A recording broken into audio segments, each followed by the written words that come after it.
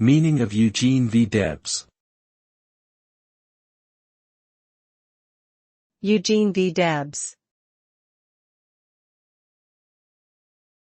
Eugene V Debs.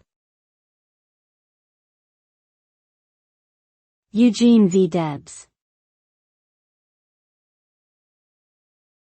Eugene V Debs.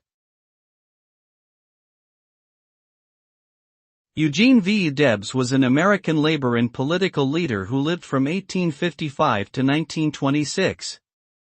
He played a prominent role in the socialist movement in the early 20th century, founding the Socialist Party of America and running for President of the United States 5 times as a socialist candidate.